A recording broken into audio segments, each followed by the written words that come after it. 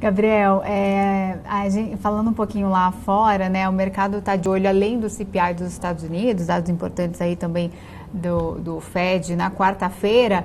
O Banco Central Europeu e o Banco Central da Inglaterra também vão decidir ali as novas taxas de juros, né, conforme o consenso do mercado. Os economistas também estão prevendo ali um ajuste de 50 pontos base, desacelerando o ritmo de aperto monetário, assim como nos Estados Unidos. Você tinha falado mais cedo, a leitura que você faz ali para os Estados Unidos é a mesma, seria ali em relação à recessão ali na Europa?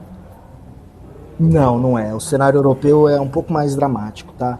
Eu imagino que a Europa flerta inequivocadamente com uma recessão, tá? Muito dificilmente a Europa vai conseguir se desvencilhar de uma recessão, e mais, eu diria até uma estagflação. Vale registrar que nesse final de semana o preço da energia atingiu o recorde máximo na Inglaterra, tá? Então, a Europa, isso a gente tem que remontar algum tempo, né? A Europa se colocou numa sinuca de bico, né? Porque ela ficou altamente dependente do fornecimento de gás russo, né? E de repente ela se viu num conflito com a Rússia, né? E a Rússia simplesmente fechou a torneira. Agora se discute o estabelecimento de um teto de $60 para compra de petróleo, mas a Rússia tem resistido nesse sentido, tem dito inclusive que vai diminuir a produção, de onde eu estranho essa realização bastante pronunciada do petróleo na última semana, tá?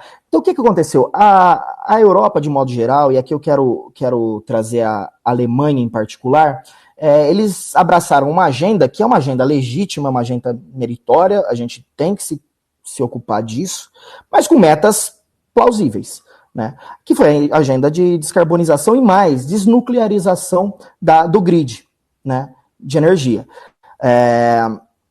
O que acontece? Aumentou-se a produção de energia eólica e energia solar, mas quando o vento não venta e o sol não brilha, a gente não produz energia, e aí a gente tem que recorrer às fontes convencionais de produção.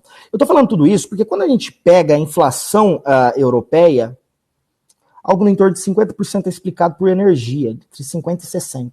E quem justamente está com menor inflação de headline lá, entre os principais países da Europa Ocidental? É justamente a França, que foi a que descomissionou mais lentamente as suas usinas termonucleares, né? Então, eu acho que a Europa está numa difícil situação, dificilmente ela vai conseguir sair dessa situação. O desemprego na Europa, ao contrário dos Estados Unidos, é consideravelmente elevado. A taxa de poupança, na verdade, a poupança, né, o estoque, a reserva na Europa é consideravelmente inferior à do americano, e ao que tudo indica, a taxa de juros vai penalizar lá, sim, ao consumo das famílias. Eu acho que primeiro trimestre do ano que vem, a Europa deve entrar em recessão inegavelmente, pessoal. Uhum.